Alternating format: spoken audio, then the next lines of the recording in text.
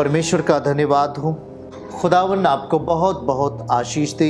और आज इस 15 अगस्त के महत्वपूर्ण अवसर के लिए भी सबको हमारी ओर से, सेवकाई की ओर से प्रभु आपको बहुत बहुत आशीर्वाद दे। Happy independence day.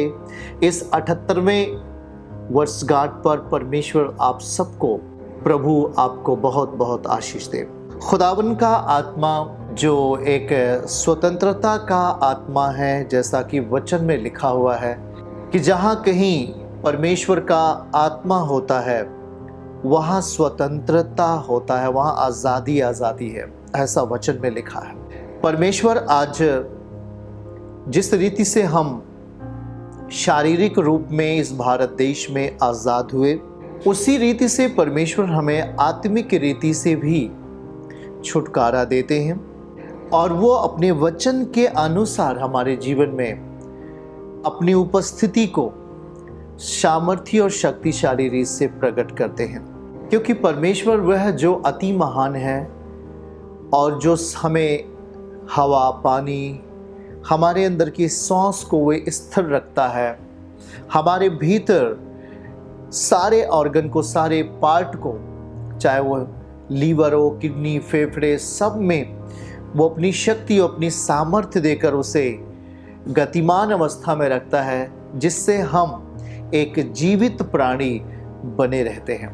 तो यह भी परमेश्वर का एक दान है, वरदान है कि जैसे कि दाऊद कहता है कि भजन 3 में, मैं लेट कर सो गया और फिर जाग उठा क्योंकि यहोवा मुझे संभालता है। क्योंकि इंसान जब सोने जाता है, जब वो गहरी नींद में होता है तो उसे कुछ भी पता नहीं चलता, तो लेकिन जब वो जागता है तो यह भी एक परमेश्वर का, सर्वशक्तिमान का एक अनुग्रह ही है कि जो हमारे जीवन में परमेश्वर अपनी उपस्थिति को दिखाते हैं और अपने अनुग्रह को हमारे लिए देते हैं। खुदावन के लोगों, आज परमेश्वर अपनी वह शक्ति जिसके द्वारा उसने आकाश, धरती, पेड़ पौधे, जीव जंतु सब कुछ बनाया, उसी सामर्थ्य से वो हमें भी संभालता है, उसी सामर्थ्य से। और इसलिए हमें उसकी सामर्थ्य पर निर्भर होना चाहिए। उसकी जो सामर्थ्य है वो पवित्रताई में चलायमान होती है, गतिमान होती है, प्रकट होती है। वचन 1 कुरिन्थियों अध्याय 2 वचन 5 में एक आयत लिखा गया है, हम उसे पढ़ेंगे आपके सामने कि 1 कुरिन्थियों अध्याय 2 वचन 5 में बाइबल का वचन कहता है कि हमें मनुष्य के बुद्धि पर नहीं परंतु परमेश्वर की सामर्थ्य पर निर्भर होना चाहिए। इसलिए कि तुम्हारा विश्वास मनुष्यों के ज्ञान पर नहीं, मनुष्य के विजडम पर नहीं, परंतु परमेश्वर की सामर्थ्य पर निर्भर हो। तो हमें परमेश्वर की सामर्थ्य मिलती है, हमें परमेश्वर की सामर्थ्य हमारी मदद करती है सच बोलने के लिए। परमेश्वर की सामर्थ्य हमें मदद करती है हमें अच्छे स्वास्थ्य जीवन जीने में। परमेश्वर की सामर्थ्य हमारे जीवन में सब कुछ वो कर सकता है, उसकी सामर्थ्य। इसलिए बाइबल कह रहा है कि वचन सिखा रहा है कि हमें उसकी सामर्थ्य पर निर्भर रहना चाहिए। तो आज उस सर्वशक्तिमान जो हमें इतना प्रेम करता है, यूहन्ना अध्याय 3 वचन 16 आयत को जब पढ़े तो उसने हमसे, पिता ने हमसे प्रेम किया है। तो पिता ने जगत से ऐसा प्रेम किया कि उसने अपना इकलौता पुत्र हमें दे दिया, ताकि जो कोई उस पर विश्वास करे वो नाश ना हो, वे नाश ना हो। जरा ध्यान से सुने, वो नाश ना हो परंतु अनंत जीवन पाए। तो हमें परमेश्वर ने जो प्रेम किया है वो अनंत जीवन देने के लिए किया है। तो उसका जो प्रेम है वो अद्भुत है। प्रेम किसने किया? पिता ने, परमेश्वर ने हमसे प्रेम किया। यदि आप यीशु के पास आना चाहते हैं तो यीशु के पास आने के पहले उसने हमसे कौन प्रेम कर लिया? पिता। हम बोलते कि पिता ने हमसे प्रेम कर लिया, क्योंकि पिता ही हमें अपने पास लेता है, हमें अपने पास खींचता है, हमें अपने पास बुला लेता है। जब हम यूहन्ना अध्याय 6 वचन 44 आयत को पढ़ रहे थे तो वहां पर बाइबल का वचन क्या कहता है, जरा ध्यान से सुनिए कि उसने हमें खींच लिया अपनी ओर। हमें अपनी ओर लिखा है कि कोई मेरे पास नहीं आ सकता। यीशु मसीह कह रहे होते हैं कि कोई मेरे पास नहीं आ सकता जब तक पिता जिसने मुझे भेजा है उसे खींच ना ले, उसे खींच ना ले, उसे अपने पास आने देता है, तभी कोई उसके पास आ सकता है। मैं उसको अंतिम दिन फिर जिला उठाऊंगा। तो मतलब यह है कि पिता ने आपसे प्रेम किया और अपने पुत्र को भेजा, और पिता का सिग्नल मिलते ही हम पुत्र के पास आ जाते हैं। कोई मेरे पास नहीं आ सकता, ये यीशु मसीह कह रहे हैं। जरा ध्यान से इसको पढ़िएगा वचन को। कोई मेरे पास नहीं आ सकता, ऐसा लिखा हुआ है, जब तक पिता जिसने यीशु मसीह को भेजा है उसे खींच ना ले। ये उसका प्रेम होता है, ये उसकी दया होती है पिता की अपने पुत्रों के ऊपर, कि जब पिता चाहेगा तभी कोई पुत्र के निकट आ सकता है, पुत्र की बातें सुन सकता है और उस पुत्र की सामर्थ्य को अपने जीवन में शक्तिशाली रीति से अनुभव कर सकता है। तो यह पिता का जो प्रेम है वो अद्भुत है। और एक वचन मैं आपसे कहना चाहूँगा कि जब हम यूहन्ना रचित सुसमाचार में पढ़ रहे होते हैं तो जब 10 अध्याय में पहुंच जाते हैं तो वहां पर 28 और 29 में दोनों में एक आयत लिखी गई है जिसे हम आपके लिए पढ़ेंगे। वहां पर क्या कहता है, परमेश्वर अपनापन भावना को प्रकट करता है। पिता कहता है कि मैं उन्हें अनंत जीवन देता हूं। यीशु कहता है कि मैं उन्हें अनंत जीवन देता हूं और वे कभी नाश ना होंगे और कोई उन्हें मेरे हाथ से छीन ना लेगा। ये यीशु कह रहे हैं, ये प्रभु कह रहे हैं कि कोई किसी भी व्यक्ति को जो मेरे पास आ चुका है, समर्पित होकर के, समर्पण होकर के, पूरे मन से विश्वास के साथ मेरे पास आ गया, उसे कोई मुझसे छीन नहीं लेगा। 29 आयत को जब पढ़ेंगे तो और 29 आयत में लिखा है कि मेरा पिता जिसने मुझको दिया है, मेरा पिता जिसने उन्हें मुझको दिया है, उन्हें मीन्स हमें आप लोगों को दिया है। यीशु के लिए, पिता के लिए सबसे बड़ा है और कोई उन्हें पिता के हाथ से छीन नहीं सकता। कितनी बड़ी बात है। कोई भी, फिर से पढ़ेंगे, मेरा पिता जिसने उन्हें मुझको दिया है सबसे बड़ा है और कोई उन्हें पिता के हाथ से छीन नहीं सकता। तो यदि आप यीशु के साथ हैं, यीशु भी कह रहा है कोई मेरे हाथ से आपको अलग नहीं कर सकता। फिर जब यीशु के पास आ गए तो फिर वो पिता के पास आप आ गए। पिता कह रहा है कि पिता के हाथ से कोई छीन नहीं सकता। यीशु अपने आप को भी और पिता की दोनों की इच्छाओं को प्रकट करते हैं। तो हम किसके हाथ में हैं? हम प्रभु के हाथ में हैं। उसके प्रेम भरे, उसके अनुग्रह रूपी हाथों में हम हैं। और जब उसके अनुग्रह रूपी हाथों में हम अपने आप को दे चुके हैं तो कोई हमें अलग नहीं कर सकता।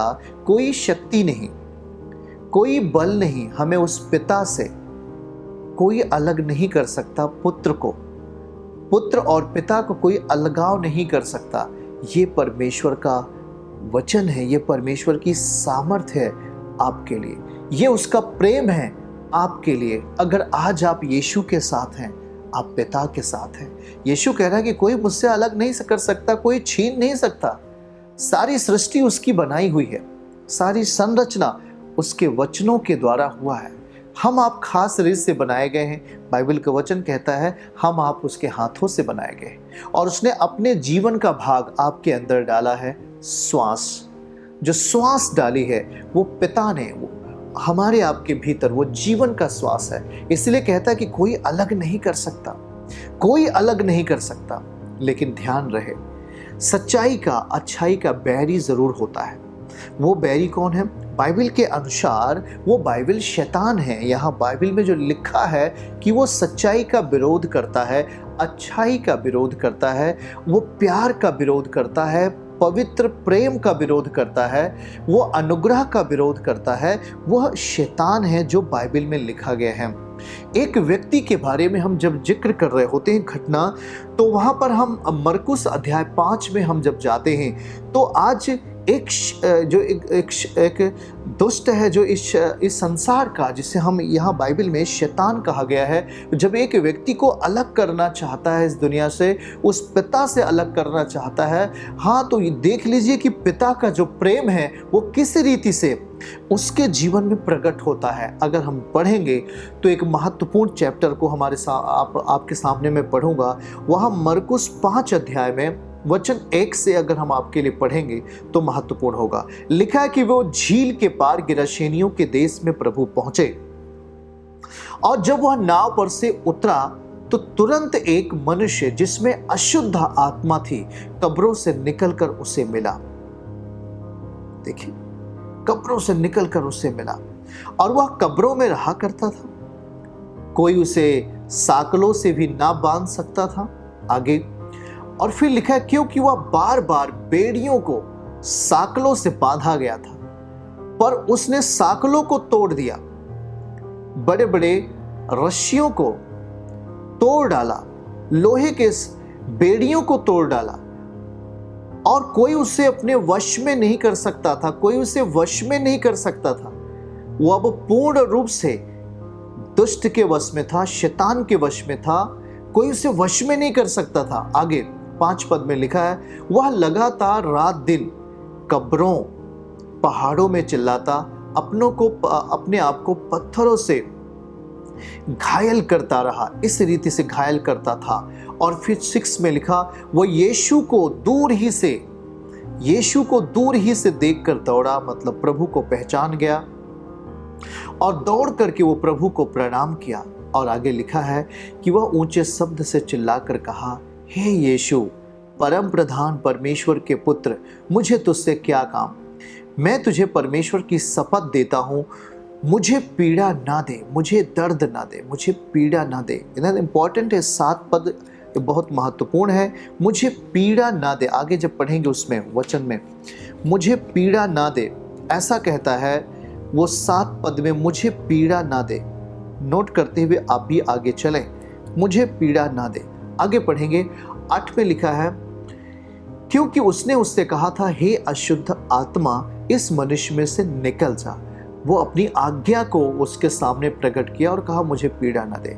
9 में पढ़ेंगे तो उसने पूछा, तेरा नाम क्या है? उसने कहा, मेरा नाम सेना है, क्योंकि हम बहुत हैं। ऐसा बोल करके फिर 10 में पढ़ेंगे, फिर वहाँ लिखा है कि उसने उससे बहुत विनती की कि हमें इस देश से बाहर ना भेज। फिर क्या हुआ? तो 11वें पद में लिखा है कि वहाँ पहाड़ पर सुअरों का एक बड़ा झुंड चर रहा था। सुअरों का एक बहुत बड़ा झुंड चर रहा था। और फिर 12 में लिखा है कि उन्होंने उससे विनती करके कहा कि हमें उन सुअरों में भेज दे और हम भीतर जाएं। और फिर 13 में लिखा है कि उसने आज्ञा दी और अशुद्ध आत्मा सुअरों में से निकलकर उस झुंड में जाकर बैठ गई, और लगभग ये 2000 का झुंड था और सभी झील में डूब मरे। आगे 13 फिर 14 आयत में पढ़ेंगे। 14वें में जब जाएंगे, सो उन चरवाहों ने भागकर नगर और गांव में समाचार सुनाया, और फिर जब समाचार दिया तो वे लोग आए और फिर क्या बोले प्रभु से।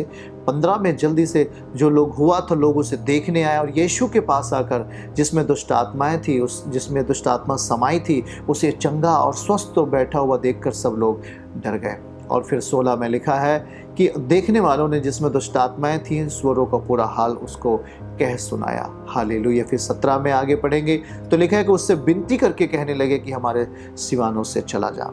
हालेलुया। तो ये थी घटना जो हम यहाँ पर देख रहे हैं भाई बहन। तो ये एक बहुत महत्वपूर्ण घटना थी जो परमेश्वर एक व्यक्ति को रिहा कर रहे होते। मैंने आपको शुरुआत में ही एक वचन समझाया कि वो कोई अलग नहीं कर सकता, या उसका जो प्रेम है वो हमारे लिए अनंत काल का प्रेम है। तो परमेश्वर हमारे जीवनों को सुरक्षित करना चाहते हैं, हमें बचाना चाहते हैं, इसलिए उसने अपने इकलौते पुत्र को, जो पूर्ण समाधान था मनुष्य का, पूर्ण चंगाई था मनुष्य का, पूर्ण आर्थिक आशीष था मनुष्य का, मतलब वो पूर्ण रूप में था, हमारे लिए दे दिया गया।